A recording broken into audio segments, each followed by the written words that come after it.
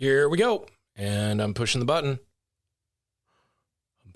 I'm gonna do it.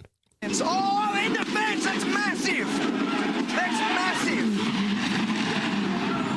Crashing and burning all the way through your work week. It's the In the Fence podcast, broadcasting live in Dyna sound. To the left, to the right, to the left, to the right, on your ear holes. It's Dyna sound on the In the Fence podcast with Aaron Flatt and your friendly neighborhood Buckner. No, John, today, John still has COVID, but that's okay because it's episode 11. We're going with COVID again? I don't know. His boyfriend's in town, and we thought he was going to join us tonight. Well, to be fair, I thought you guys were going to join me yesterday morning as scheduled. Yes, that is true. But then he said his boyfriend's coming down. He's got to pick him from the airport. I went, oh, okay. And then I talked to him at 6 o'clock in the evening. He's like, I'm getting ready to go to the airport to pick him up. And I'm thinking, well, because we were going to record at 10:30 in the a.m., so I don't know why he couldn't be having done that, other than he's just unreliable this year. Basically, most of all 26. That's fine. I've been pretty all over the place too. Yeah, I know. I deal with both of you guys being unreliable this year. Well, thank you for being the dependable one in this menage a trois. I don't like being the dependable one. That's not my role. It is. You're the team. You're the race car driver. You're the lead captain. You are the captain of this podcast. I've been unreliable and not very dependable for as long as you've known me. So That's it's true. not really on me if you guys are like, oh, he didn't show up on time. I always don't show up on time. But I need to get better about that. So I'm glad that we're airing our grievances in a professional manner. I feel like I'm talking to my therapist right now. Except the problem is that you blow off the podcast yesterday morning. Everybody else can listen. They're all going to listen to normal time, so they won't know. It'll still air at the midnight, Tuesday, Wednesday morning, whatever. But we decide to audible till tonight, which is Monday night for us recording this. I make you dinner. That's not. I'm reinforcing your bad behavior. I will say the French dip was delicious. I didn't even spit in it. Thank you. Thank you for dinner. I appreciate you. I appreciate the time. I appreciate the fans. Yeah.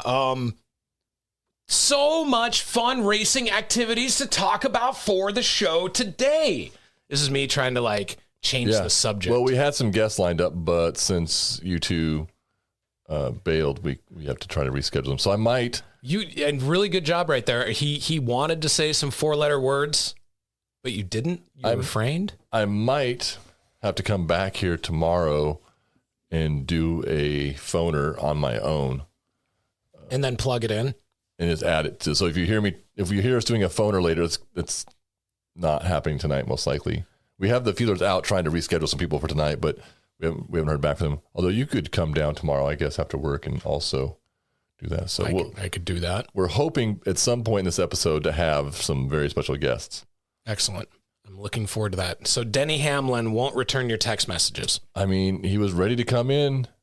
Carson Hocevar was going to be live yesterday morning. It's Hocevar or Hawkvar? No, I guess it's Hocevar. It wouldn't have been actually, that wouldn't have made sense because he didn't win until the afternoon time. But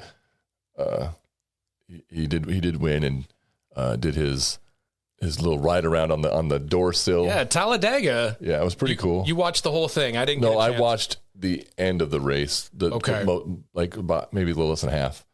But I watched that part and I'm like, what is this guy trying to do? He was really awkward, and those cars are cramped inside. He's apparently tall. Yeah, he says he's 6'4". Yeah, so he's about my height. So that's pretty rare for a NASCAR driver, actually. But he's twinkish in build, like John likes, and he was able to reach the gas pedal. So he said he had to let the clutch out and work the gas with the steering wheel off, and then try to put the steering wheel back on before he hit the inside wall, so he could steer the car down the front stretch and yell and wave at the fans. And they were throwing him drinks and and stuff and cheering pretty loudly. And then he did the slow roll up to the front stretch wall, hit a little harder than I think he wanted to, a little bit. And this was all going down at Talladega over the weekend. And did a cool burnout on the front stretch wall. He's in the number 77 Chili's NASCAR. Is this his first win? Because it's a new name for me. Once again, I'm very passive how I follow NASCAR. You know, there's certain names that jump out, like Casey Kane, but he's also from Enumclaw. He's also retired. He's retired. Well, I'm just saying that, you know, Dale Earnhardt Jr., I can pull that one from my ass. But, also retired. You know, hey, name 5 drivers from the field in 2026. I couldn't do that. Joey Logano. There you go. And you had Denny Hamlin earlier. He's still racing? Yeah. Okay. Yeah. Okay. But so anyhow, two of them. Tyler Hocevar? Carson Hocevar. Carson Hocevar. Tyler. So give me a last name to go. Tyler. There's a Tyler. We've talked about him on the show. Tyler Reddick. There you go. Hell yeah. Yeah. All right. He crashed out. Sorry, bud. Yeah, I saw a lot of crashes in the race. Is that and once again, another BDQ, a Buckner dumb question. Are there certain tracks in NASCAR that are more notorious for crashing than other tracks? Yeah, and I think the thing about Talladega is they're always, you know, it's the quote, the big one. And what are they? It's the biggest track? No, like it has the big one as in the big wreck that's going to take out half the field, which happened. Bubba Wallace was getting pushed, and apparently Toyotas didn't get pushed well from behind, and he lost it and hit the wall and some other cars, and it just sent, like, I think it was 22 or 23 cars involved. So basically half the field, a little over half the field were involved. Some of them were out permanently, and others were able to patch the cars back together. Crashing seems to be a big part of why I think NASCAR is so popular. Maybe it was more so back in the day, and they've just done a better job of marketing it differently in 2026. But like when I was a little kid, I was like, that one's fun to watch because you just never, people are just blasting into each other and it's just pure chaos. But nowadays, with the cars being so expensive, you would think that, you know, the team leads, they'd be like, guys, that's $1 million. Yeah. We got 3 cars. Quit crashing them. They're expensive. They've got that kind of sponsorship money. They'll be fine. But that's when they like the figure 8 races, which none of those guys have that kind of sponsorship money.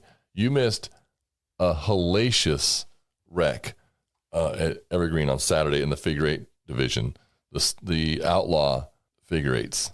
And it was, I decided to go kind of last minute, but I saw that Rob Weldon had got his car together and was going to make it out. And I'm like, well, if Weldon's going to go, I want to go. I want to go see this. I want to see Rob make his... And you raced against him plenty of times. Oh, yeah. James reminded me of what was going to be one of my best races ever. Weldon ruined it for me, but not directly.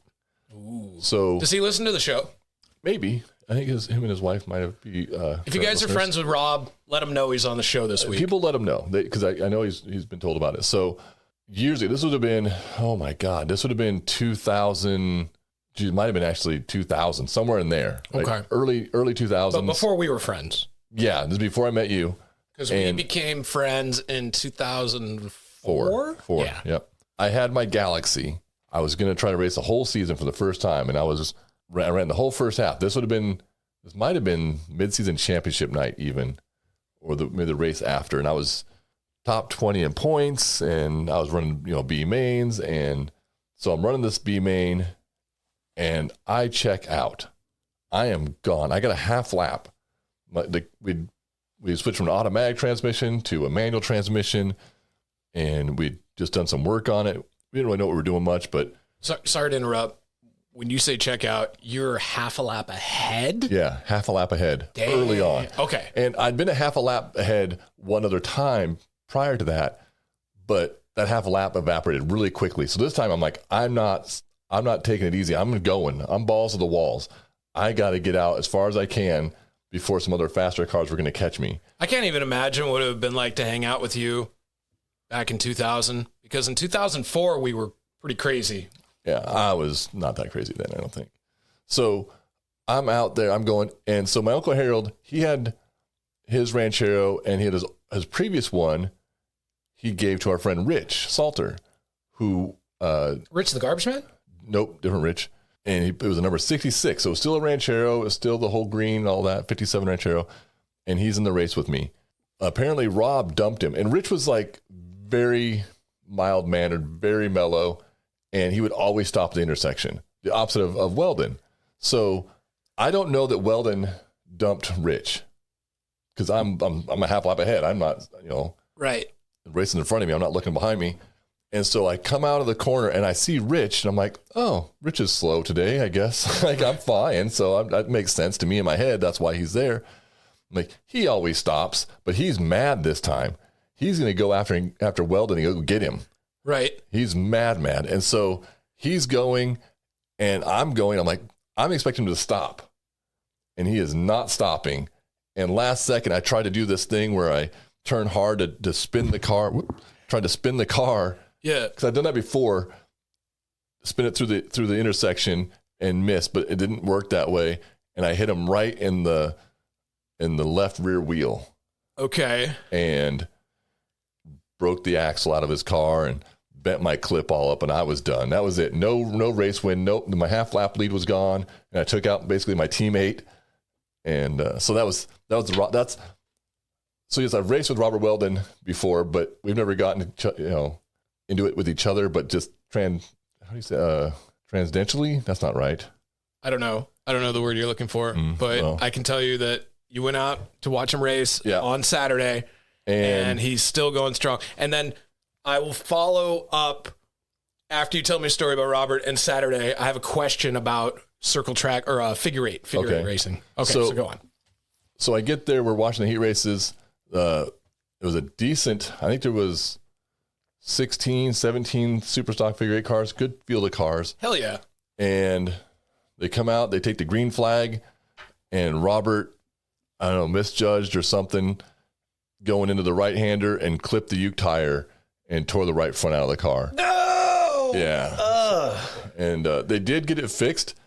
I should have messaged him because I would like to have known this, is if they got it fixed just enough to go one lap, they get the money, because he didn't make it. He took the green flag in the main, but that was about it. So it could have just been like he just made it so the car could make it through the green flag enough to get paid. So you have to make a certain amount of laps. You just got to start the race. Oh, yeah. Okay. So unfortunately, we didn't get to see Robert put on a show on Saturday. Now the figure eight cars that race, this is the one thing as kind of the new guy to this. There are so many different categories with so many different cars. It has taken me a while to try to learn all of these, but the same race cars that you race currently also do figure eight. So I have a late model, and what will happen sometimes is that somebody might have an older, more maybe outdated late model chassis, or maybe a late model that got wrecked and needs a new front clip, and people will convert them into figure eight cars. Okay. So they're not exactly the same, but they're very similar. They can be. Okay.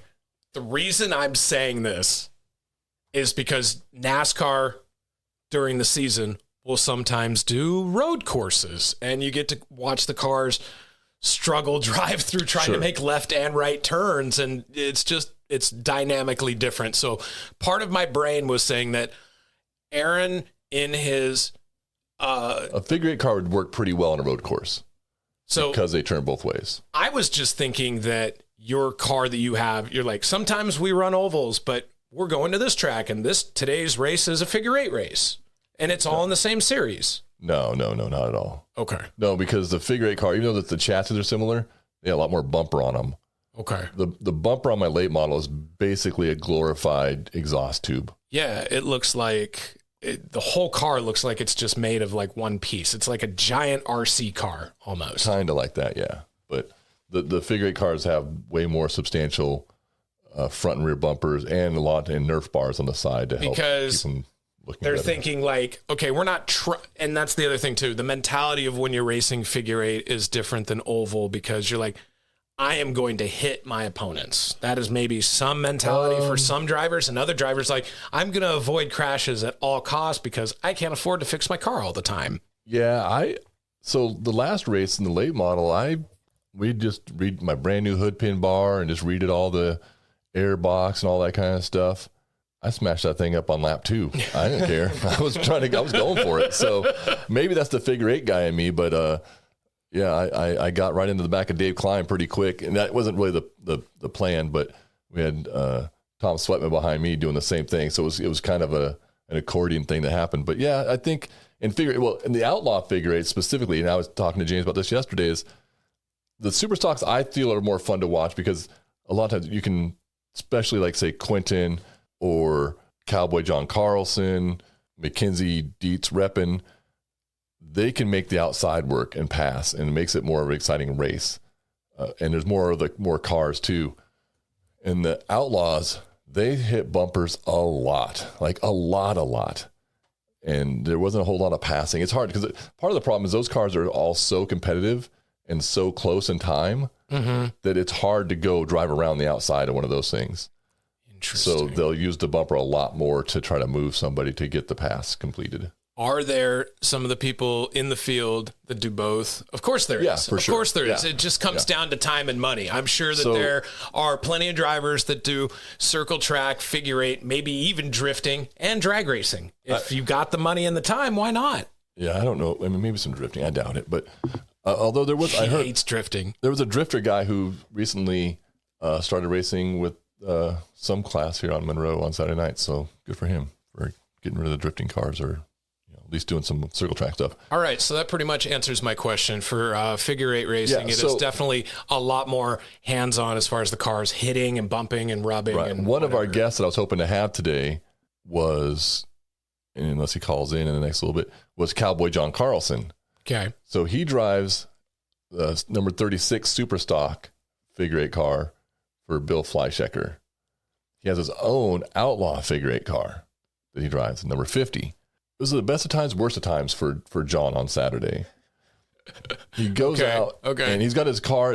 He ran figure eight in Indianapolis last year. He'd fly back, run Indy. He won a race in Indy, the first Washington driver to do that. Really impressive. Brought that car back home to run this year. It wasn't ready for the first race, so he wasn't able to make the first race. And what he could have done, and he probably, I didn't ask him this, but he was going to, but he could have taken Bill's super stock figure eight car and at least started the Outlaw race and ran and got, finished whatever and got some points. But in the first race, that car broke. So he didn't get to race the Outlaw at all.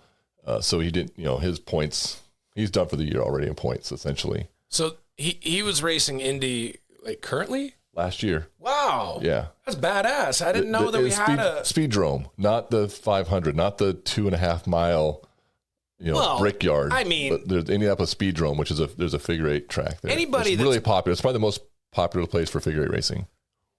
But in order to be able to drive like an open wheel car like that at those speeds, and to make a name for yourself and coming from the Pacific Northwest, that's super cool. Yeah, he's one of the top drivers in figure eight. Let's get him on the show. Yeah. Okay. Yeah. Right after we get Mark Martin. Yeah. Travis Pastrana. Can't even get John Zaretsky on the show.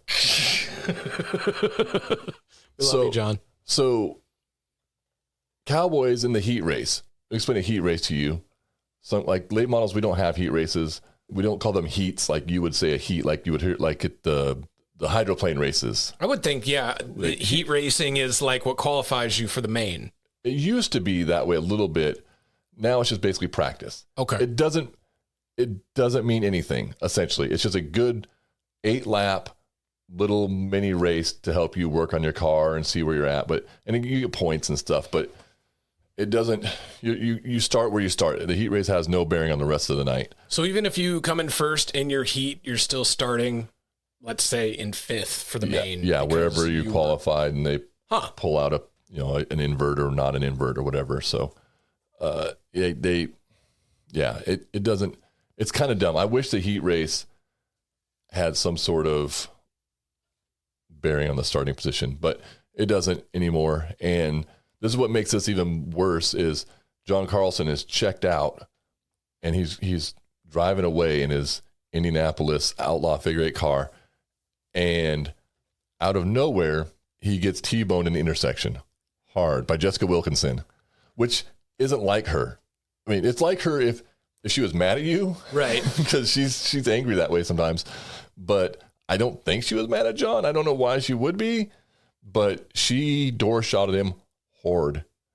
Like hard. I mean, her car is done. It needs a clip. His car was done. That was it. They loaded up Cowboy's car in the trailer, and he had to wait and run his other car.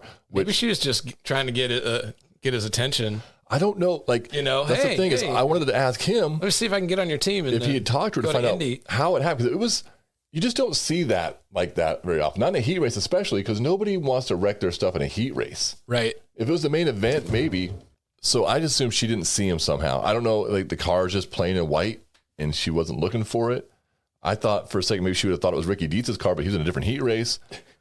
Ricky Dietz again. Yeah. So son of a. I don't know what caused that other than maybe just a lack of judgment or just didn't see it. When accidents happen, is it up to the drivers to exchange information with their insurance? Yeah. And I got Pemco. Right. But I got Geico. Right. Yeah. No, she would have been the at-fault party for sure. Okay. But no insurance. And then you got to have the adjuster come out, and that's a pain in the ass looking at the car, and they're like, oh, we're going to give you an estimation. And they're like, what? That doesn't cover it. Those aren't even manufacturer quality parts. Yeah.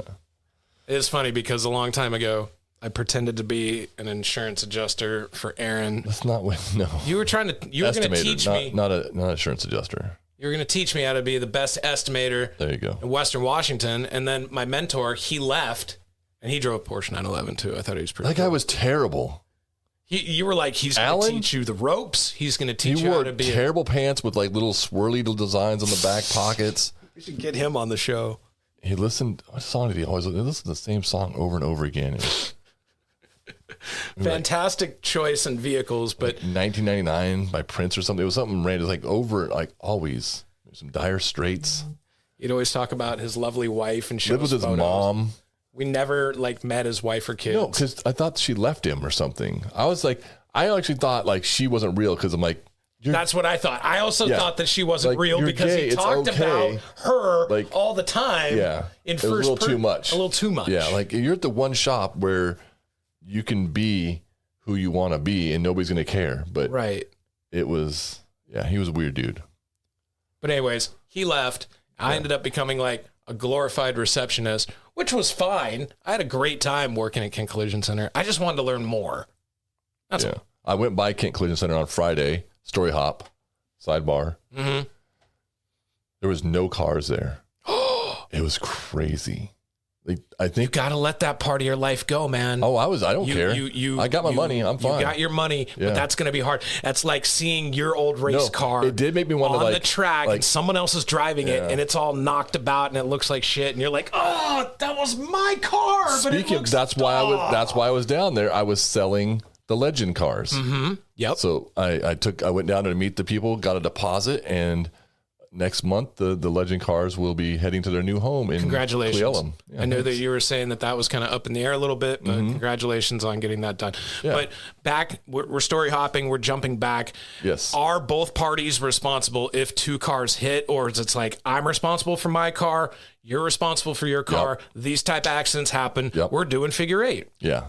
One time when I was a kid, and this would have been a great thing for John, he would probably remember this, because I can't remember exactly, but I think it might have involved his dad, where in the super stock days, this would have been early on, this would have been like early mid 80s, where it was Gordy Oberg, and I wish I knew, like, I think that he might have wrecked Carl's Zaretsky, Crazy Carl, John's dad, and in a heat race or something. And so Gary Oberg gave him his car. Gary Oberg had a lot of money. But still, that's pretty damn generous. So that's the only time I've ever seen that happen. And that was back in like 83. Okay. So it's been a minute since I've seen something like that happen.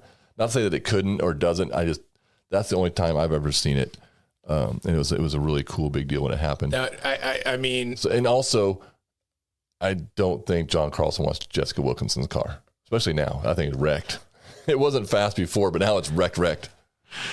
I don't think my brain, I don't know. Maybe someday it'd be fun to drive figure eight, but I like to keep my stuff kind of nice. You do. You know? There's some nice ones. I mean, people in the past, there's been, Shane Solomon always had a really good car. Going way back again, and there's another thing for John.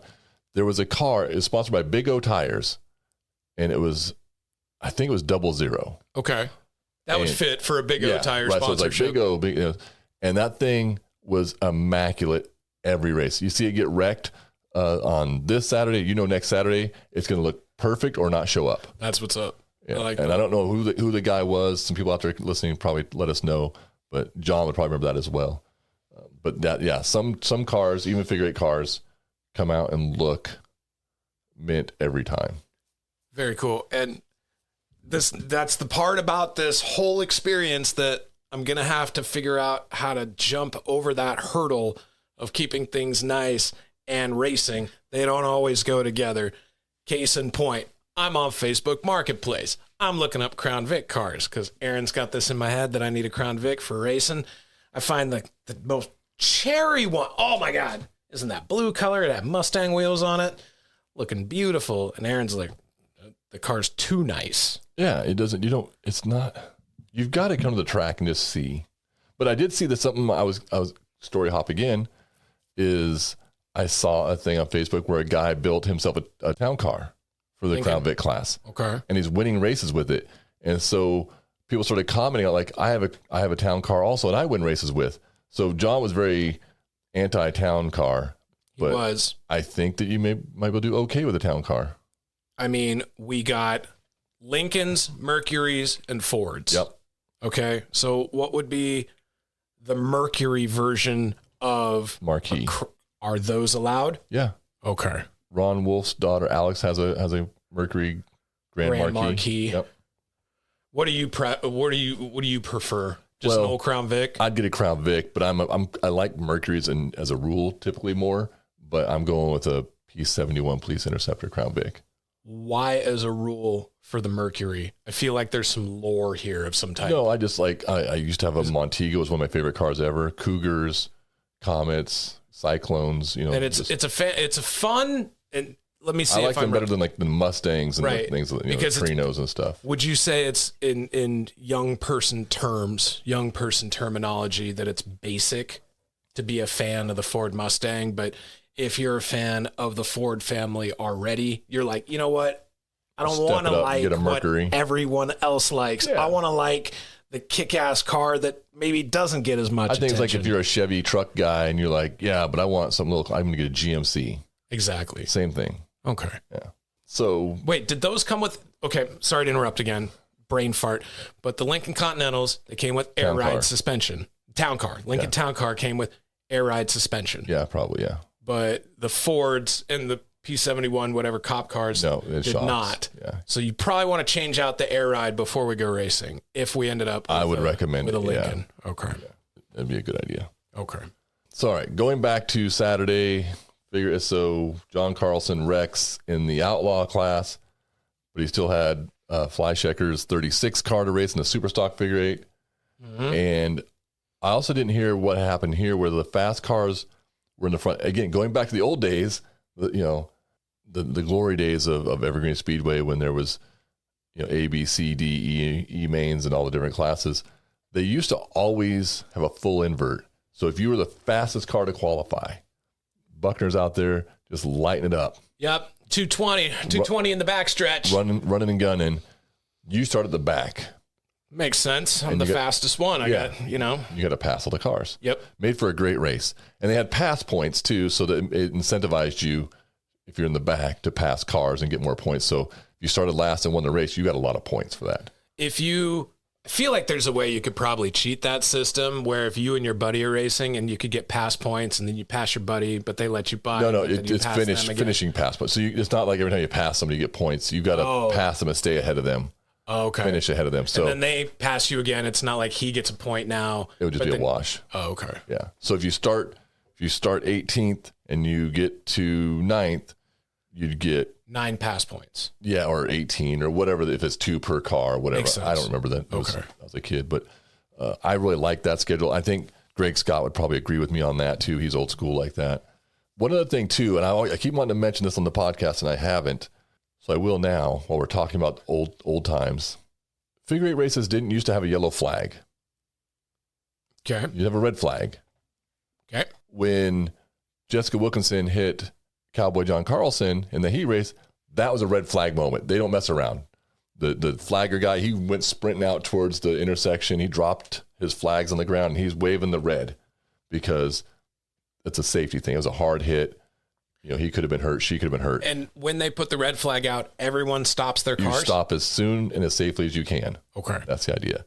Now, in a figure 8 race, what they've done for the last bunch of years, a lot of years now, they throw a yellow flag, and so you're supposed to just kind of like hold your position and just slow down and keep doing the figure 8 thing. And it's dumb. It's so dumb. I mean, I can kind of make sense where they want to keep the cars moving, but also it's like they're driving right by where the incident happened. And it's like, how do you give yourself enough of a wide berth if there's a freaking accident right in front of you? That could be it. Or the other thing is they'll like say it's just a couple cars getting each other and they spin, they throw the yellow, those cars get going, and now they're just all kind of haplessly going slow around the figure 8. But you might have passed me. I'm like, this jerk. I was actually ahead of him. So now I'm trying to pass you back, and you're trying to pass me back. So they're like, over the radio, they're like, hey, number 98, go to this spot. And whatever number you would be, you go to this spot, right? And it used to be, they just stop everybody. Everybody stop. And then the flagman would walk out, and he'd point his flag and go, you, then you, then you, then you. And everybody's lined up, no BS. Yep.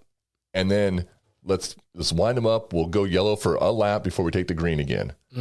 It seems counterproductive, like it would be slower, but I felt like it was so much faster and definitive. The flagman's just like, he'll sometimes just touch the hood of your car with his flag. Go ahead, go. You're next. Yep. I like that a lot. So that's one thing I'd definitely like to come see come back in figure racing is the red flag. Stupid yellow flags. Well, it's nice that you made it out there to Evergreen Speedway over the weekend. Did you hit the concessions? Did they do a better job as far as the condiments this time? No, they did not. They just can't get out of their own way. And it's so annoying. Like, so I mentioned they have 2 tables. They should have 3 tables. But I thought about, like, you don't even need more tables. You could just double, like, you could have the ketchups back to back, the ranches back to back, the barbecue and the mayo back to back. So you could have double the condiments per table, and you wouldn't have to fill them up as often. Let me interject really quick. Such a simple solution. Being a Costco merchandising expert, as I am, day in and day out, I'm merchandising, I'm stocking shelves, I'm making the shelves look pretty at your local Costco. It's what I do if I'm not on the In Defense podcast. When I see moments like that, where I'm like, guys, just put the condiments next to it, and then the backup one can go here, and then the cups can go here, and you're just organizing in your brain. But it's not that. It makes you crazy. We had a terrible time in line also. It took forever. It was whatever, but like the girl was, I'm assuming, new. She was terrible. The kid who was helped backing her up, he was terrible. And yeah, it's not worth talking about. But the condiment thing's annoying. And whoever is in charge, I see one old guy that seems to be the manager. He should be fired. Just fire him. But that's Ed. Ed's been here for 30 years. Then Ed needs to go find a couch somewhere, think about his life. Yeah. And do something else. Do better. Like, or just stock the condiments, Ed. That's all I'm saying. Make a pass by the condiment tables every so often. You know they empty. Like, you think, like, when you get out there, like, people can, like, the thing is, you can watch all the people just surround the condiment tables, like, pumping like crazy, trying to get the stuff to come out. And they'll watch somebody pump it, this is on them, 20 times, and nothing comes out. And they're like, well, maybe I'll get something. And then they pump 20 times. And the next person's like, well, if that guy can't, I for sure can. They got the 20. I'm like, dude, it is empty. Or the worst is where you get the pump and then you get that last unexpected splosh of like mustard, but the PSI is so high it just goes on your arm. All over, yeah. What I'll do next time is I go over there and if the ketchup or whatever is empty, I'm just gonna take the ketchup, the big metal square ketchup container with the pumper thing. Yeah. Just walk it up to the counter and just set it on the counter. Yes. And it's all like go back, get the ranch. This one's empty too, and just set them up there. Yep. And get both tables. I'll clear off all 8 pumping things and just set them. All the mayonnaise usually isn't out because mayonnaise doesn't use that much. Ladies and gentlemen, and fans of the In the Fence podcast, if you make your way to Evergreen Speedway and you are at the concessions and you see that the condiments are out, take the time because we're a family here. We're a team. We work together. Take the condiments to the table where the people are at and just put it there. You don't even need to say anything. Don't say a thing. Don't say a thing. Just set it up there and walk away. Yeah. If they ask you a question, say, you know what you did. Say, you know what you didn't do. No, you don't even need to say that. You just say ranch or ketchup out. It's out. And then walk away. I'm helping. Yeah. And plus, it would stop. Like, if people stop, if the table's completely clear because there's no working, at least they're not going to go there and waste their time missing the races because they're pumping the ketchup thing over and over again. Yeah. Stupid. Somebody probably missed the wreck between Cowboy John Carlson and Jessica Wilkinson because they were trying to get the barbecue sauce. Just pump it away. They spent hard money to see that. You hear off in the distance. You hear it. Oh! You're like, what did I miss? You hear the cars hit. You hear them hit. I will say what they did do well, though. This is brand new last week. They've been working on it all year or getting it ready for this year. Where they lack in condiments, they do not lack in scoreboard. Oh, they got a new scoreboard. Yeah, and it's a video board. Ooh. It's big. The only downside is when the sun's hitting it, which is most of the time, it's a little hard to see. But it's cool because they can do replays. Ah. Yeah. And they have the same feed at the condiments. So there's TVs underneath the grandstands where the condiments and where the food is getting made and bought and sold. So you can watch. So you can actually watch the races while you're in line, which is nice. And they've continued that feed on to the video board out on the backstretch. It's pretty cool. Racetracks haven't always followed in this manner, but I like to think of event venues. Every single season, you try to do at least 1 or 2 things to make the place a little bit more accommodating, a little better, just to show the audience, hey, I'm trying here. And that new scoreboard, very cool, Evergreen. Yeah, that's 2 thumbs up on that. John was complaining about the font because, of course, he is. Of course. The font. Yeah. That's such a John thing that he would just find to fixate on. Yeah. That's hilarious. He had to find something, so. Do people get weird about font when it comes to like the numbers on the side of your car? Because when you get sponsors, obviously it's like what we're talking about, Big O tires. Obviously, it's just going to be their logo on the side of your car if you were that 00 car we were talking about earlier. Yeah. But the font on when you're designing, I guess, a race car, do you call it a livery?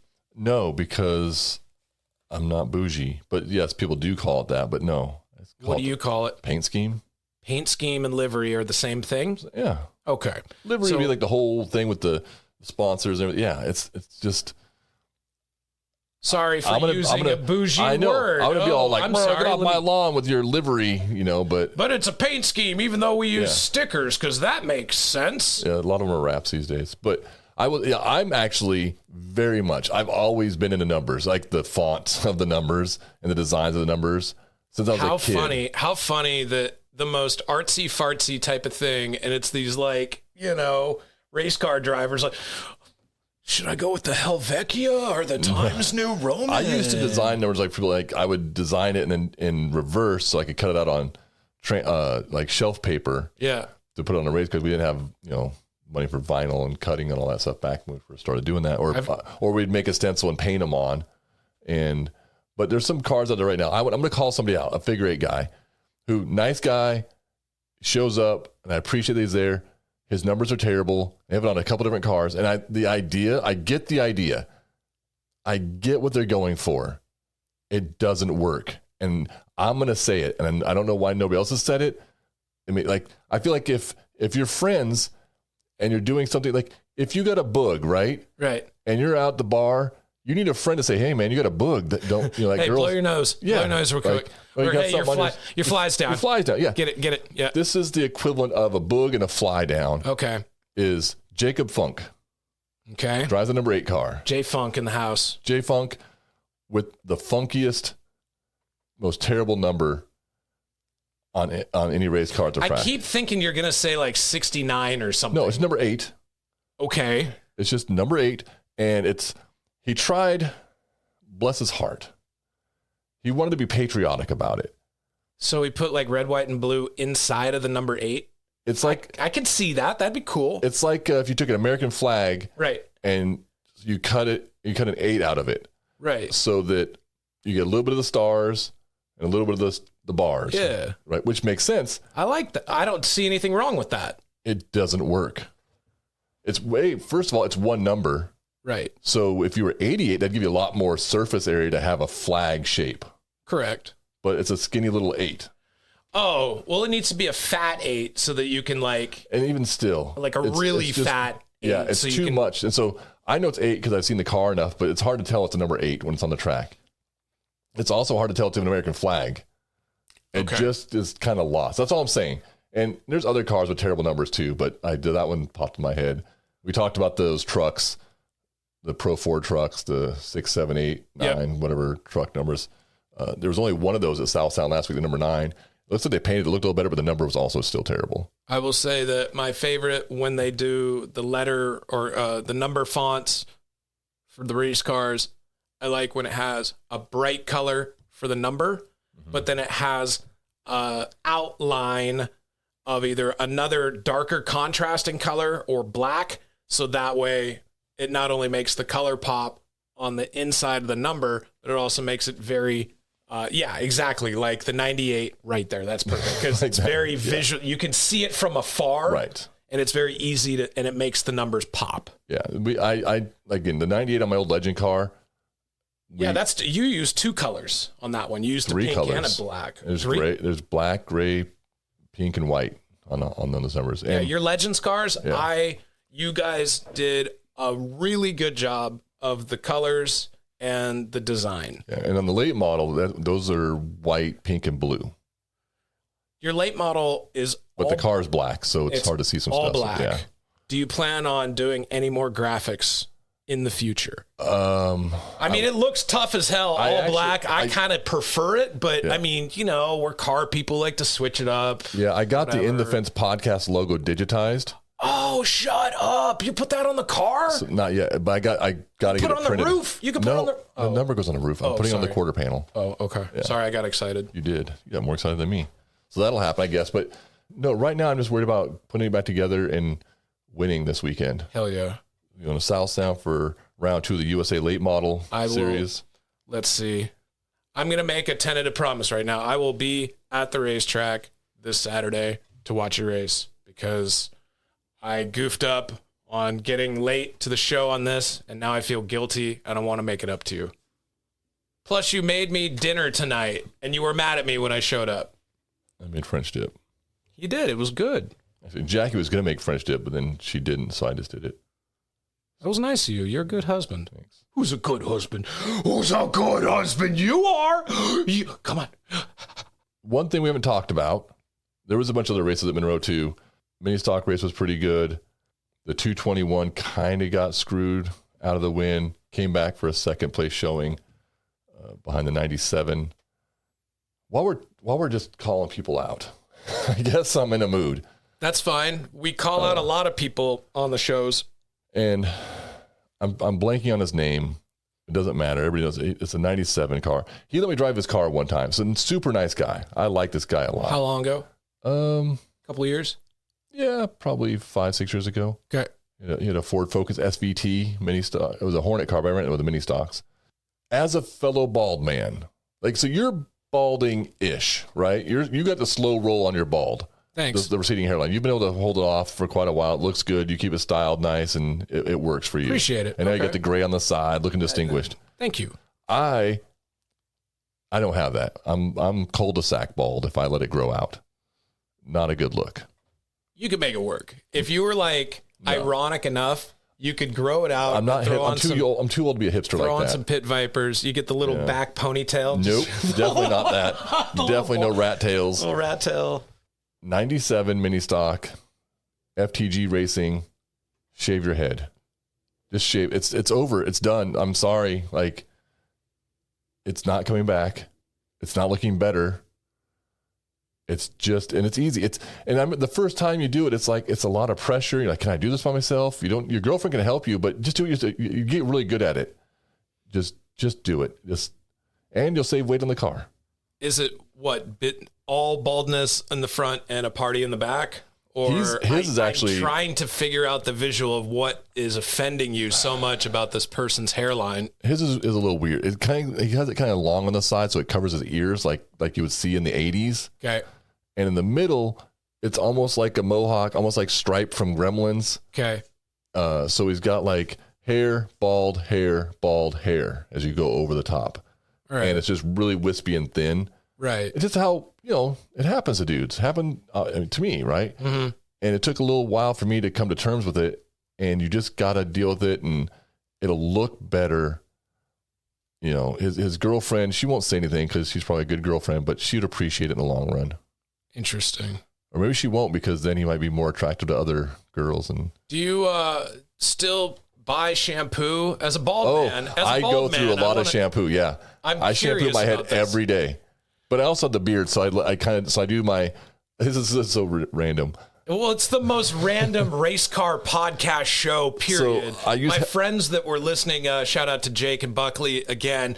He was like, it's a race car show, but you guys just ramble about random stuff. I love it. It is fun to get feedback where people are like, you're so all over the place. I will tell you, fun to listen to. That I buy name brand shampoo. Mm-hmm. I buy Head and Shoulders dandruff control, even though I have no hair. Because I'm not letting my scalp get all flaky. I don't know if that's a thing or not, but I do wash, I wash my eyebrows, might as well. Right. There's some hair there, and my beard. Right. And then would you say your cheeks, your chin, and your neck are more viable at growing hair than the top of your head? Oh, by far. I'm good. It just means you're really smart. That just means that you're radiating so much intelligence from the top of your head. It just burned all the follicles off. I will also, as the water runs down, this is a very white guy thing. The soap, you let it run down. And also, I'll run it over my chest real quick to my armpits and stuff, Yep. And then get the lower hairs. Yeah. I call them lower hairs. Lower hairs. Mm-hmm. Yeah. Because white dudes don't wash their legs. Did you know that's a thing? I try to get the whole thing. How often? Every time I'm in the shower. You have a loofah? Yeah. You have a loofah? I do. You use it? Yeah. Why do I have this accusatory glance? I'm just saying, shooting my direction like you don't believe me. No, I mean, I will say this. Now that I'm in my 40s, I've started to acquire a new bad thing about my body, and that is called foot funk. My feet are terribly smelly. What? Now. Are you going through puberty? It feels like it, but I have to wash my feet every single time I'm in the shower for good hygiene, because I'll literally take my socks off now and be like, oh, God, my dogs are barking. Yikes. Yeah. Okay, yeah. So, yes, in between my feet and my lower hairs, my belly area, you know what I'm talking about. Mm-hmm. Got to get the legs. Got to get the legs. I'm just saying, that's the thing that white guys don't typically do. So, number 97, shave your friggin' head. Shave your head. Did I get the number right? Yep. Oh. Yeah. He had a good race. He won, by the way. Congratulations. Now, you got your trophy. Now, shave your head. Because, he wins a lot, so he's in a lot of pictures. And I'm like, man, you're in a lot of pictures. You should probably do something with that hair. Gotta cut the hair. Oh, I told you I got the water pick? No. Yeah, for my teeth. Game changer. Game changer. You're looking at me right now. My dentist noticed. Okay. I haven't been to the dentist in a while. Maybe I need to go. Get a water pick. You buy them at Costco. I've been drinking a lot of coffee lately. You get 2 of them at Costco. You don't need 2. I got some stains in my teeth. All right. Thanks for bringing it up. Feeling very self-conscious right now. All right. So, moving on. Wenatchee had a big race weekend this weekend as well. They had the Leonard Evans Memorial 150. And it was a Cars Tour Northwest race, second one of the season. So they had That's the Tri-Cities. traveling one. Yep, with Kevin Harvick, who's in charge. He's a part owner of the series. So he raced. No, his son Keelan raced. Oh, cool. Kevin will race there when they come back next time, I believe, is what I've heard. So we were watching on Race Monitor. So there's apps, Buckner, that you can follow races all over the country. Right. Derek was talking about that. Yeah. From Evergreen Speedway. Yeah, and so you can kind of follow along. So we're at Monroe, we're watching the races, and John has the race monitor on his phone, and we're keeping track. And so they ran the Pro Lates Cars Tour race first, and the Legends were second. So John says, "Oh, they're green. Oh, lap 18, there's a yellow. Oh, there's a red. Back to green, yellow, red, back to green, yellow." It was just like that race took hours, like legitimately hours, several hours to race. And it was 150 laps, and they do a lap in say 14 seconds when they're going, right? Something like that. Yeah. So you can click off at least 3 laps a minute. So that means 50, does that be 50 minutes? 150 divided by 3? Yep. So should take about an hour. A race should take about an hour, not 3 or whatever it ended up being.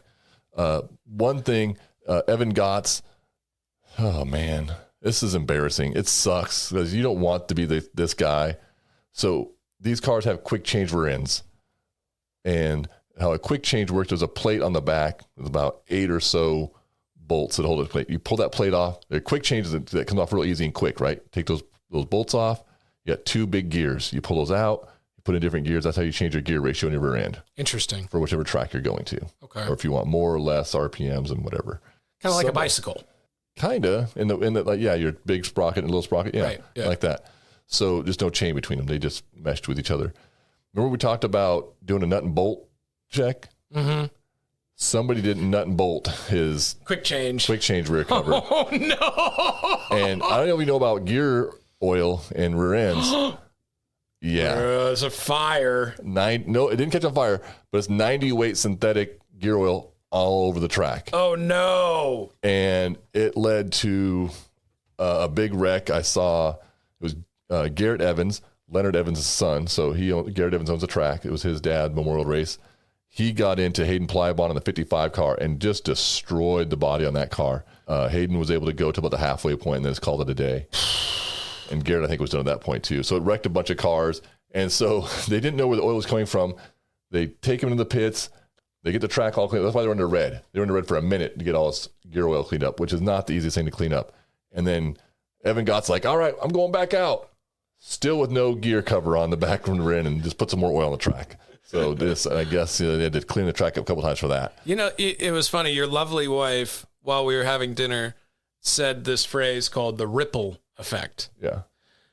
So because of Evan's poor decision to not check his rear end, he ended Always up check your rear end. getting cars and other people wrecked up. Yeah. So in that situation, would he be on the fence? Would he be on the lamp for these people? Hey man, No. You didn't check your rear end. Now you got my car all wadded up. Nope. I need $50 from you, Evan. $50. That body alone on the 55 car is thousands and thousands of dollars. I need thousands and thousands of dollars from you, Evan. My body's all out of whack. Mangled. I need to go to the chiropractor because of you. It probably its interior tin was messed up.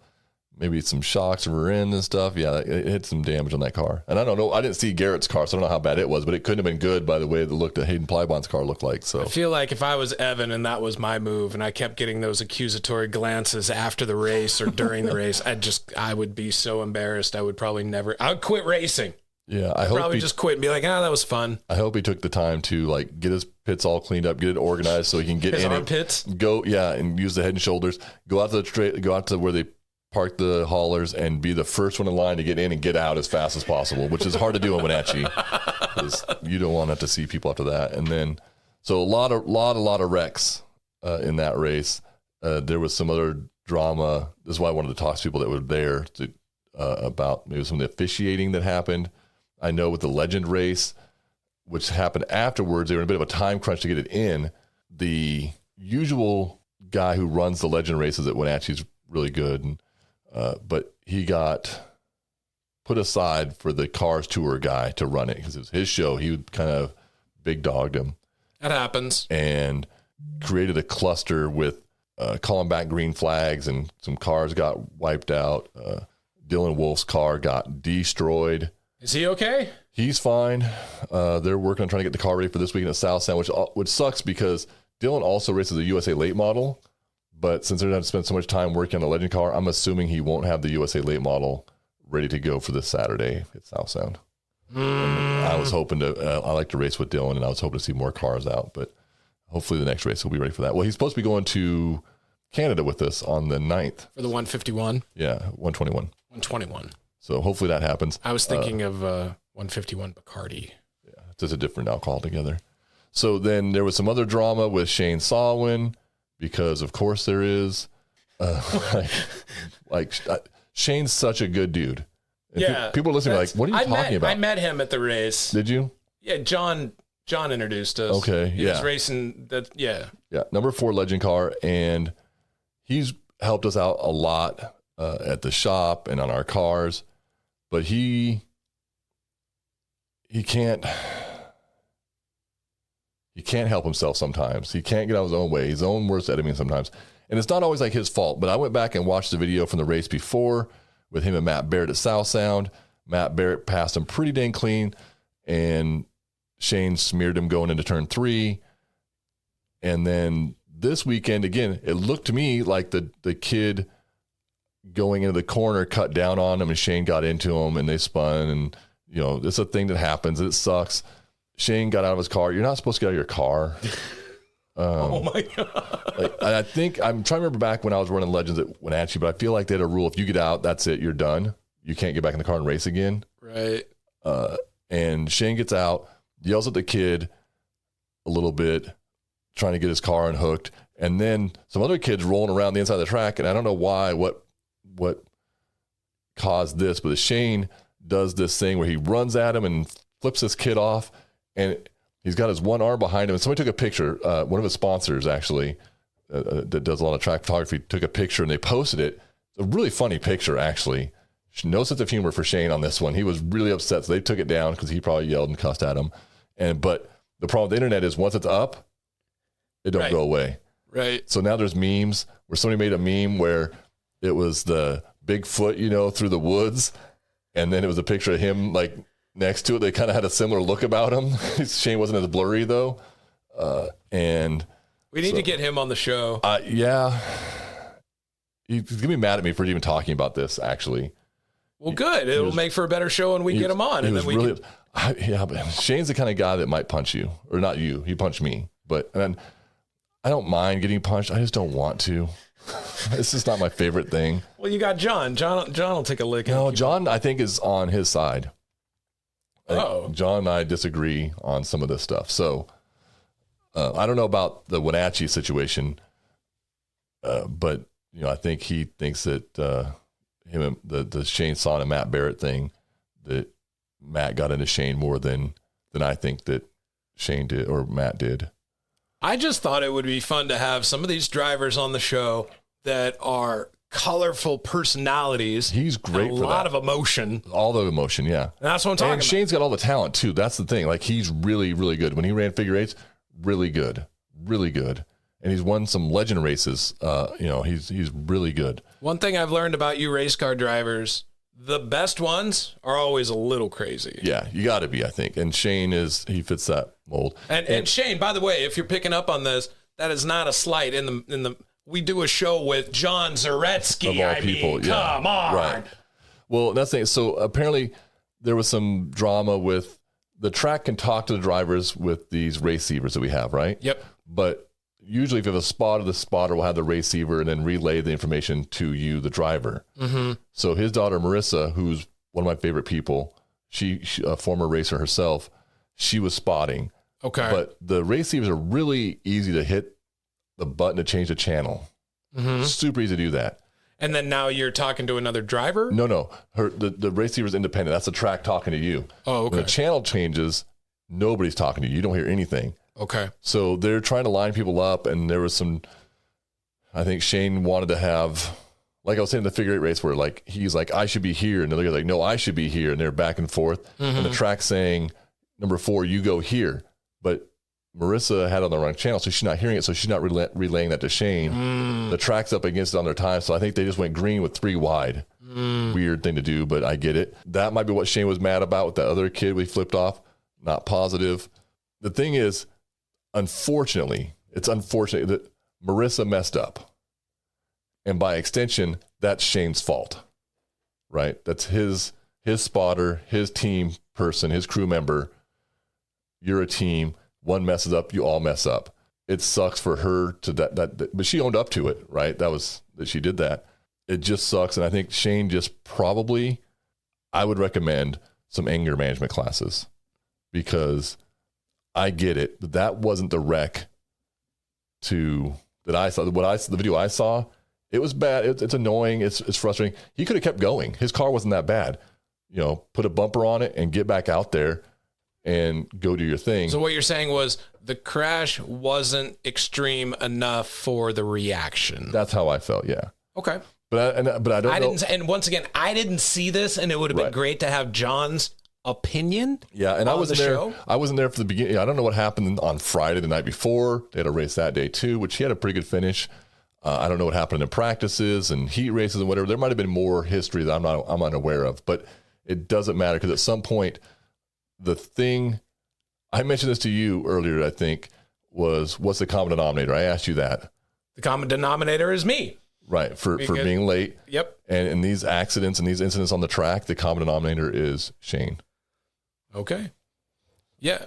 I wanted to say, we have a guest, and if this podcast keeps going longer past this, then you'll know that we recorded Tuesday morning in addition to this. But if we don't, I do want to say congratulations to Alan Cress for winning the Cars Tour Northwest race at Wenatchee on Saturday night. Let's go, Alan! Yeah, he had a brand new Joe's chassis, which now is just winning races every which way, all over the whole Northwest in the late model divisions. So, do you have a Joe's chassis? No. Oh, got that kind of money? What are you, crazy? I don't know even what the hell. Joe's chassis are brand. They just came out last year, and there's not a lot of them, but they're getting more and more, and they seem to be winning a lot. So, okay, I have a Van Dorn. Which I don't know why that matters. It doesn't. But yeah, it doesn't. We're learning new things every day. So you're saying if you win that Powerball money, you're going to get yourself a Joe's chassis? I might. Okay. I mean, if I had the power money, I would definitely have either a new Van Dorn or possibly a new Joe's chassis for sure. Yeah. Killer. Yeah. Or maybe both. Why not? If you got Powerball money, you might as well get both. Okay. Then we can finally buy that drift car that you won't let me get. We are not buying a drift car. Damn it! Come on! Why don't you can drift your BMW. Maybe I will. Rear wheel drive, stick shift. You can do it. I'm going to put a big old fuck you, Aaron Flett on the side of it. And drifting. 2 big middle fingers. Mm-hmm. Fueled by spite. You better make them look good, because otherwise I'll critique your design. I'll critique the font. Yeah. Your numbers look dumb. Cut your hair. I think that does the show for today. Thank you so much for tuning in. Thank you for making this possible. Like, comment, subscribe. I will say that the amount of comments that you got for saying which race car driver should we have on the show, on your Facebook page, I also commented. I said the race car driver that you should get is comedian John Mulaney. Yeah, I don't think we're gonna get John Mulaney.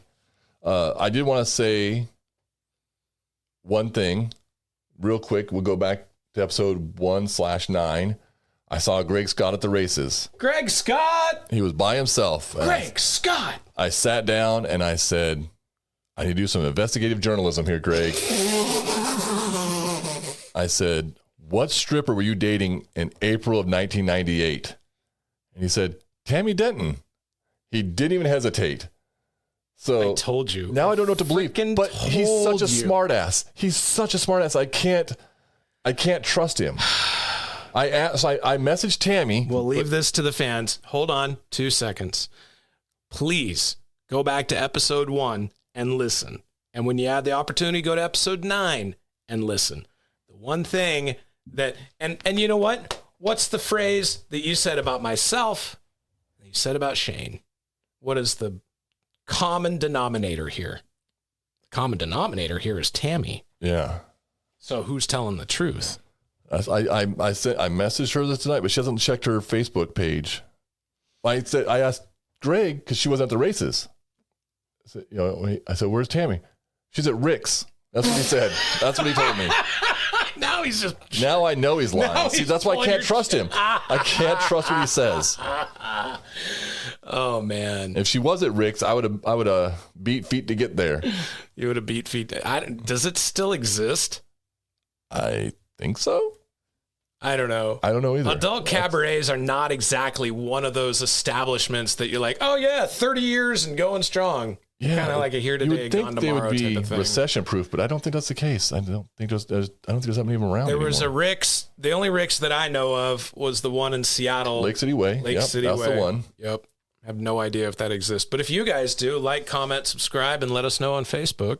Yeah. If you have any information about Tami's whereabouts in 1998, let us know that as well. So Greg, here's the thing. It's got to be tough because, like, if Greg and Tami were dating in April 1998 and she wasn't the stripper, that means he was dating a stripper right at the same time. So he's got to make the waters muddy to cover his tracks. I've only dated one stripper my entire life. Oh, you did over in North Dakota. South Dakota. Yeah. It was great. It's fine. You just have to get it out of your head that they take all their clothes off for money. After you get past that, yeah, no big deal. Should buy you a burger? 2 burgers. There you go. Yeah. Who cares? Get those burgers. That's what I'm saying. Is that the name of the episode? I don't know yet. Those burgers. I have to. What inspirations? I have had a lot of fun sharing with my friends and family and coworkers the podcast, and your skills for naming A Tale of Two Titties, brilliant. Yeah, it just whatever speaks to me. Good. So, don't go changing. Hello, welcome to the In Defense Podcast, a podcast you didn't know even existed until this week. And so we appreciate you coming on and being a guest because you're big news this week. You're like the king of the hill on top of the world for Northwest or West Coast late model racing. Yeah, no, we had a great run. I'm just glad we were able to put it in victory lane. We had lots of people help this winter get that car put together. Lots of people at the track that all volunteered to help me, and it was just a great deal. So real quick, I've got my co-host Buckner here. Hey, hello. He's not a race car guy. We're learning him. So he's here to ask. It's great because he asks the questions. So if you're not a race car person and you're listening to the podcast, he will ask the questions that those people are thinking already themselves, gotcha. Or even dumber ones sometimes.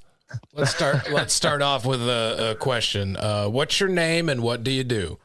Yeah, let's tell the listeners who you are.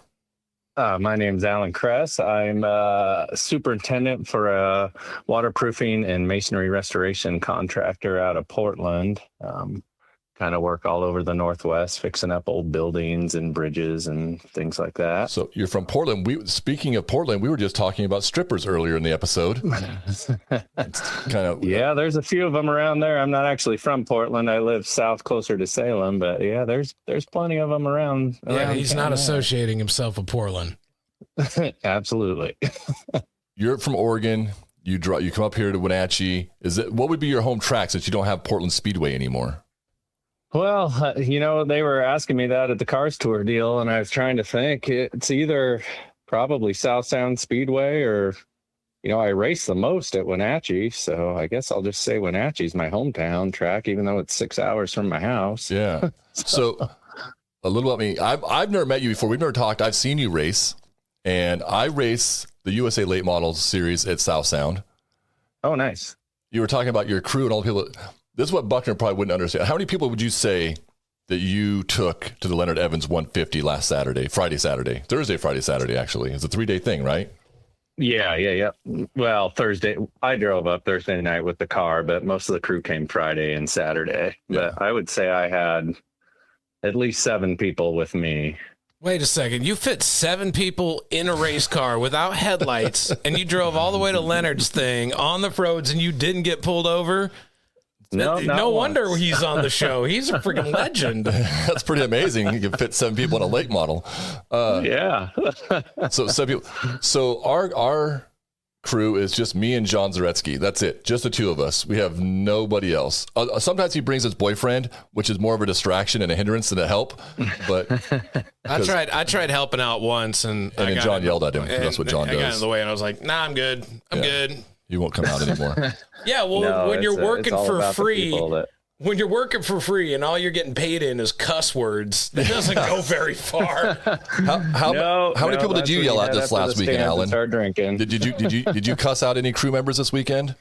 No, absolutely not. And that's why he wins. There you go. He knows how to keep the people around. All right. So, did you run the Tri-Cities? I was at Tri-Cities for a minute. I picked up a body for my car, but I had to get back, and so I didn't stay for the super late race. But did you run the pro late and super late cars tour race at Tri-Cities a couple weeks ago? I did not. No, I tend to help Trevor Christiani and Casey Klein and Ryan Phipps when I'm not racing. So I was up there that weekend helping those guys for that deal. Did you help? Because didn't Klein he got some damage or something on his car, didn't he? One of the races. Yeah, the pro late race got wrecked pretty good. There was some contact made and kind of damaged his car pretty good. Yeah. I was helping Ryan Phipps though at the time during that race, so I didn't kind of really see. I've just seen replays. So now, are you regretting it now that you won a race that you'd be way up in the points if you'd gone to Tri-Cities? Well, it'd be nice, but I just can't get away that much. The Tri-Cities deal is such a long weekend. Mm-hmm. And then, of course, they got a Colorado race coming up, too, that there's no way I'd be able to make that. So I wish I could, but, man, yeah, it'd be nice to be sitting up there in the points. That's for sure. Okay, one question for you, Alan. And Aaron's kind of explained this to me before, but I still haven't really picked it up. So you got a 9-to-5, you got a full-time job, and you like racing on the side. What do you have to do to make as many races as you can afford to get the points? I mean, if you're going to be racing these races, when you're in the points, are you obligated to race X amount of races for the season? Do you have to go to like every single one? Yes. Yeah. You have to go to every race to be able to, contend for the championship for sure. And then some series, they mandate that you even make all the races to get the points payout. Like there's been circumstances where people have, finished top 5 in the points series and not made every race. So a lot of series mandate that you have to go to every race to be eligible for the points. That's got to be hard. So, yeah, no, I can't really do that. So how long have you been racing? This is probably year 30 for me. I've been doing it since I was 15 years old. So did you start out like quarter midgets or go-karts? No, they didn't have that where I grew up. I grew up in a little town in Southern Oregon down by Coos Bay, and you pretty much just got yourself in a street stock and started making laps. Did you run the dirt track down there? No, it was an asphalt track actually when I was a kid. But I actually started racing in Roseburg down there, and I raced there for several years, and then ended up racing in Eureka and Shasta, Roseburg, where my grandpa California. From. That's a beautiful part. Nice. Beautiful part of the country. My half sister lives in Roseburg. Alan, did you get into racing because of your family, like everyone else we've interviewed on the show? It seems to be a very family-centric type activity. Absolutely. Yeah. My dad used to tinker around with hot rods when I was a little kid, and then he got into building street stocks, and he never really drove because he had a pretty bad back injury, but he used to have people drive for him, and I learned a lot just kind of hanging around, little kid in the shop doing stuff. And once I was 15, I could drive a race car. Well, you were supposed to be 16, but I was 16 for like 2 or 3 years. So. Right. Yeah. That seems to be the thing. Yep. What was your first street stock? 1976 Camaro. Oh, that's a good one. So non-metric Camaro, that's the one to have, right? Yeah, that was. And they would let us, you could do some modifications. They would let us connect the frame rails too, to kind of make it a little safer. And I had a old timer down there that would help me, that was super sharp with those things to make them handle. And we did really well with it. And so in your late model, how long have you been doing late models? Since 2001, I believe. Quite a while. I've been doing those. Yeah. Alan, do you ever dabble in any other race car foray? This was a topic we had earlier in the episodes, because one thing I tend to notice is a lot of guys that run circuit track or figure eight, that's pretty much all they do. Not a lot of guys have drift cars or dragsters or even like dirt track cars. It's pretty much you guys are into that. Yeah, I pretty much have stuck with asphalt ovals, though my buddies down here, it's all dirt tracks. They keep trying to get me to come out and test with them and run one of their cars, but I don't have the time really to do that, and I don't want to junk one of their race cars either. I mean, you don't have time. You're the winner of the Leonard Evans 150 Cars Tour. That's a big deal now. That's the one that Denny Hamlin put on. No, Kevin Harvick. Sorry, he doesn't know a lot of NASCAR guys. He'll throw out names until he hits one. Just pick one. I met Aaron at radio college, and I went on to go be a radio DJ, and he went on to go be a race car driver. So yeah, I'm just learning as I go. Yeah. So nice. Was Kevin at the races this last weekend? I know Keelan was there, but no, he was at Talladega. That's what I thought. So I watched the race. And he was on the the call, so I wasn't sure if he had to tail it out there to make it, or if he just didn't go. No, but he'll be in Wenatchee for the May 30th, the Wenatchee 200. He'll be racing himself and Keelan, so that'll be pretty cool. And you're going to run that race? Yeah, yep. I'm getting my super ready as we speak. Nice. to run that. So your late model, what do you have? You have a new Joe's chassis or something, is that right? I do, yeah. It's Mike Barrett car? Yep, Mike Barrett owns the car, and we work through Trevor Christiani Racing, and he's got that thing tuned up. What is it with the new Joe's chassis? They're just winning everything. Well, the one thing I noticed right off the bat, the thing has a huge sweet spot. Like, you can make adjustments to it, and you're never really out in left field. And we showed up, and we were pretty darn close on Friday, and just a couple little tweaks here and there, and that thing was a rocket ship. Wow. So, yeah. Pretty good deal. I went to the Joe's open house, and I told Joe if I put my Van Dorn into the fence, I might come see him. But I don't have that kind of money, so. Yeah, right. Those things, the whole piece itself, it's a very, very well built car, and it's it's not as expensive as a Hamke and a Fury and a GMS car. It's, I would say, more affordable than most cars, and it's obviously can win races. It definitely can. I mean, it's good value for sure. What's your super late? My super late's a CRF car. It was a Hamke, and then the throttle stuck, and I hit it head on into a wall, and it became a went CRF. to CRF and got a whole new upgrade. Perfect. Yeah, but no, I won the Neil Newberry at Wenatchee last year in September with it. So she's a good hot rod too. You got Wenatchee figured out.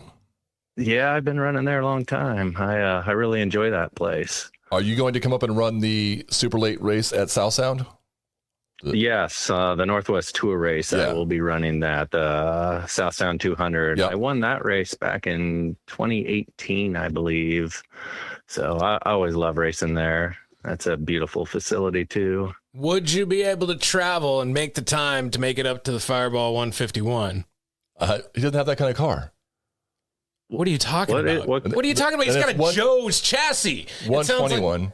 It's because he runs pro lates and super lates. The USA lates are like a step down. They have, it doesn't matter. It's like smaller sway bars. Some of the stuff that like can't have cambered axles and brake fans and stuff like that. You guys are going to give me USA late. Yeah, they're just dumbed down a little bit. And so you guys are going to give me autism trying to figure out I know there's a lot different combinations. So there's a race happening up at Agassiz Speedway on the 9th with it's a challenge series between the USA lates and the Canadian cool cars, whatever they're similar to ours, I guess. And it's 121 laps, and there's going to be a lot of Fireball to drink, I guess, apparently.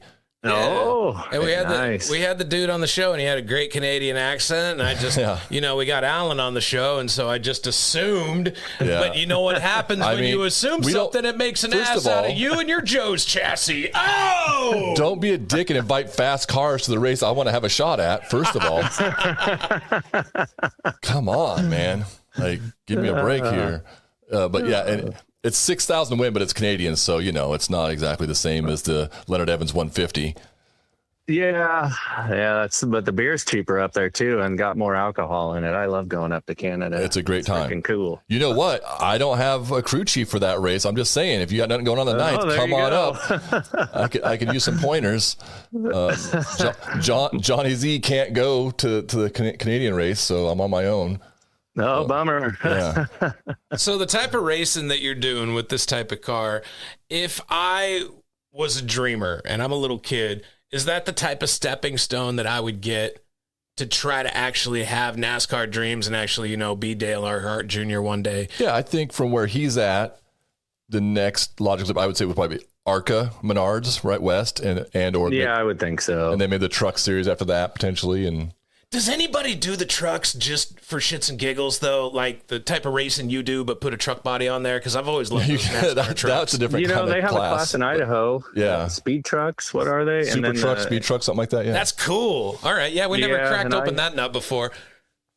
I helped a few years ago at Slinger Speedway for the Slinger Nationals with Matt Kenseth. I was helping him and Joe Wood, and they have this Midwest race truck series, and it's very popular. It's pretty cool. So yeah, people do that. And they're tube frame or? Oh yeah. Mm-hmm. Yeah, they're basically like a late model car just with a truck body on it. Oh, they're a little different. Cool. But, That's badass. They're cool. I'd want to do one with like the GMC Mr. Goodwrench livery with like a Chevy body on it or something from the 80s. Yeah, you and 40 other people. Like that's not an original idea you just had. That's been done and gonna be done for ever.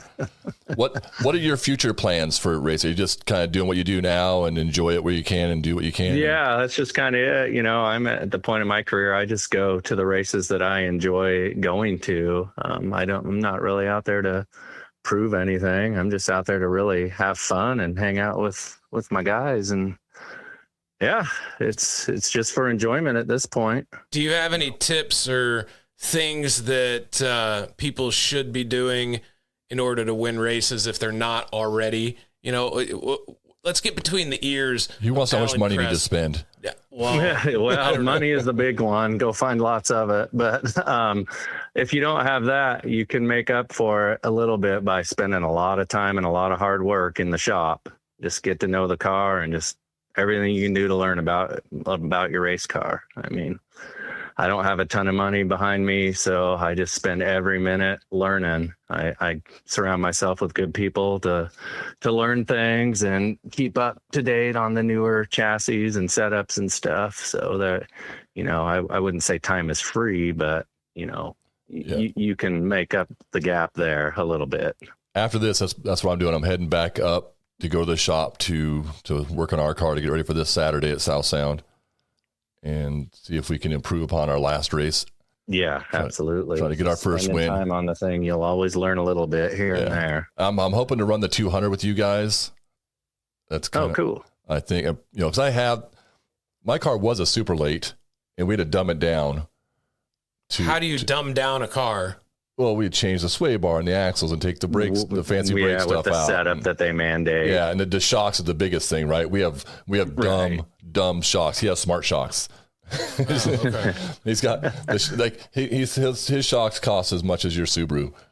Well, what is the mile per hour difference between you guys when you're not much? It's honestly, so here's the thing. Last week, I don't know if you saw the embarrassment that was last week at South Sound. There was 3 super late showed up.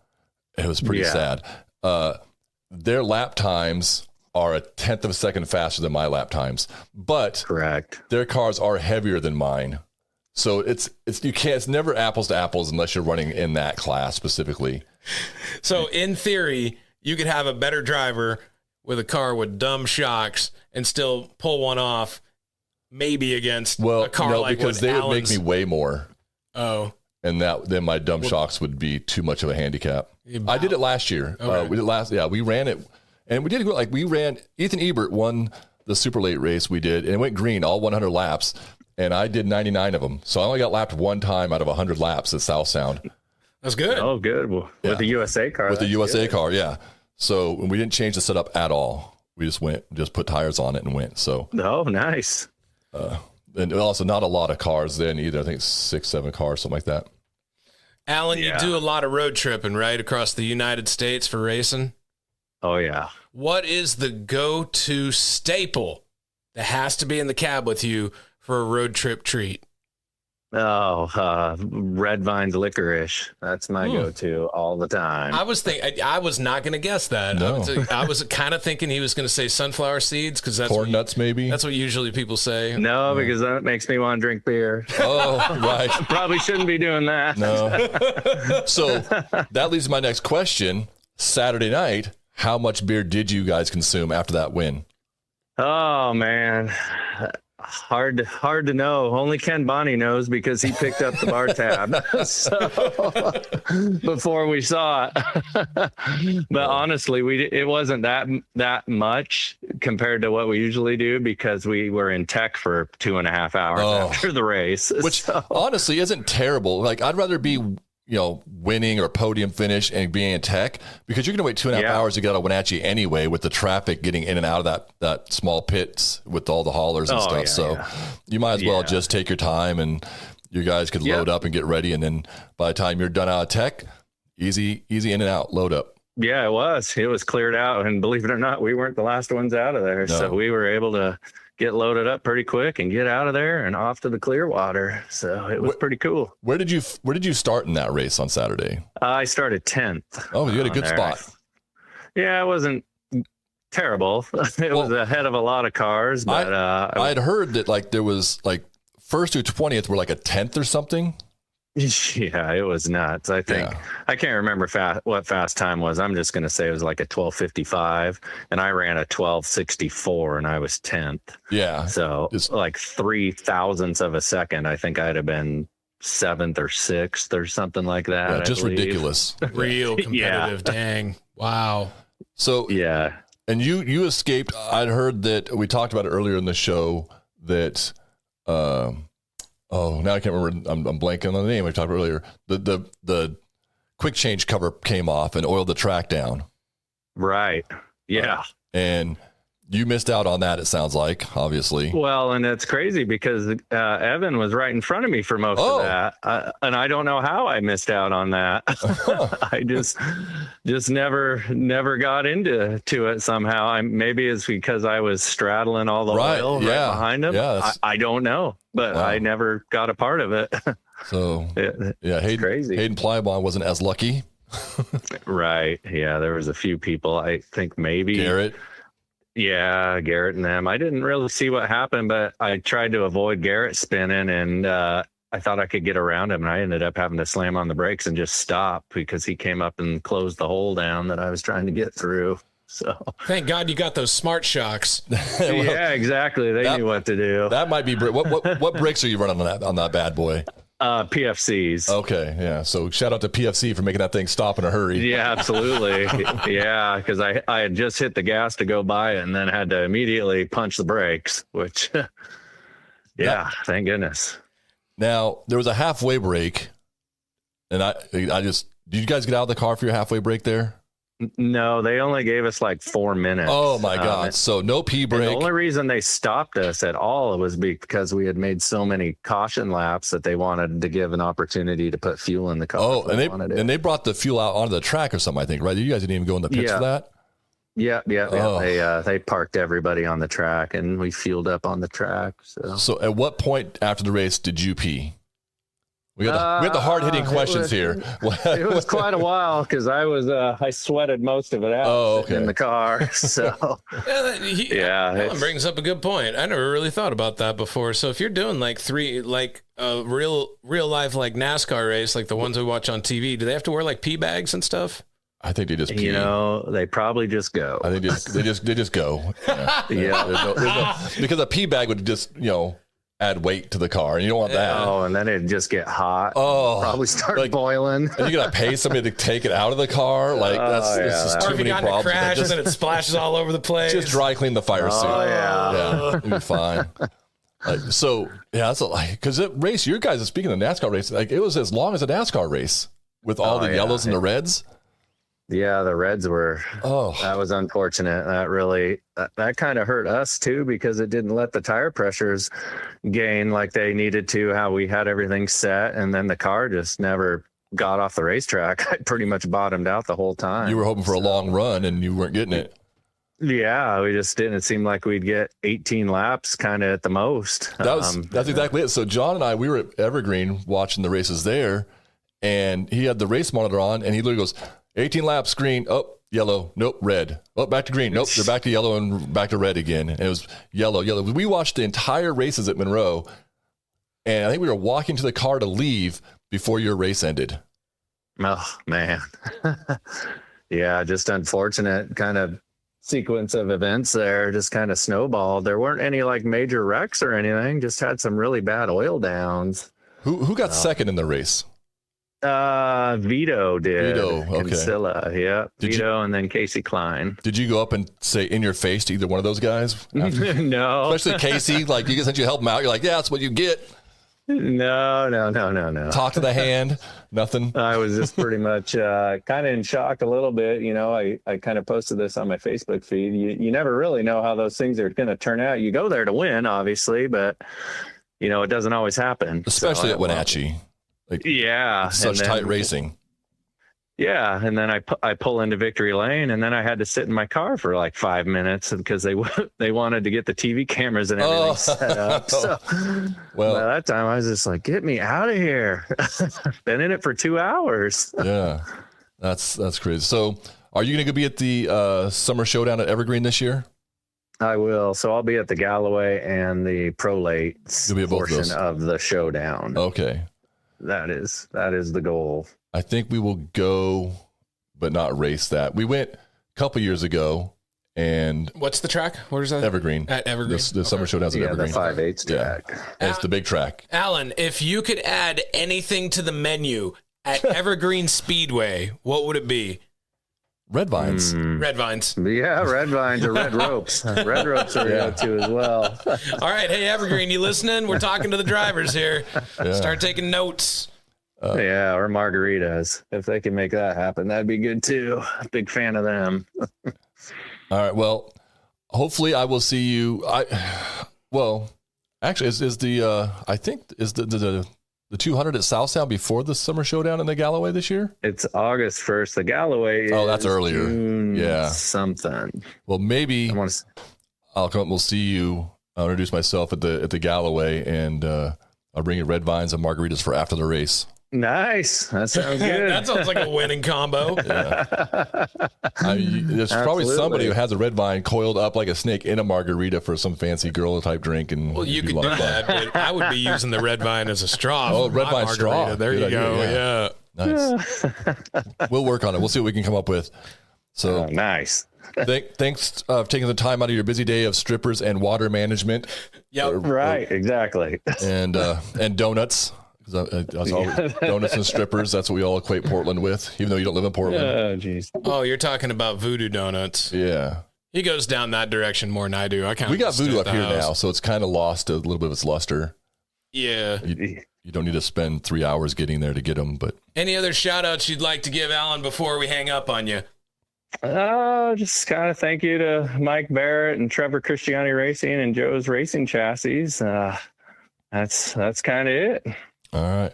Well, thank you, Alan, and good luck at your next race, and we will see you soon. All right. Thank you. Thanks. Bye. All right. Well, that was Alan Cress. What do you think? I mean, I never met him before. I think you got a little bit more excited to talk to him on the phone than I did because I didn't really have anything to go off of. But he sounded nice, and I like red vines. I think they're tasty. He's fast. I mean, you were telling me that some of the people that he associates himself with, and he mentioned the people he races for and all that. It sounds like what you do, just a step up. Oh, for sure. It's on steroids. It's on steroids. Compared to, I mean, I would say there's no comparison. But the comparison is that it's NASCAR. It's steps, plural. When I was the class is a step up, but his operation is probably steps and steps above. Yeah, it would be cool to one day have the opportunity to go down and see his operation or something if we're road tripping for a race or something like that. I mean, he's way down south in Oregon, but hey, that'd be cool, you know? Yeah. We can be aspirational on the show, can't we? Sure, and you can see what a real race shop looks like. It sounds like the car's out of Matt Barrett or Trevor Kissiani's shop. It's not going to be his shop, but both of those would be good places to go check out. Are they in Southern Oregon too? You know, Matt Barrett is up here a little bit. So is Uncle Mike. I thought he's in Washington, Southern Washington, but I'm not positive.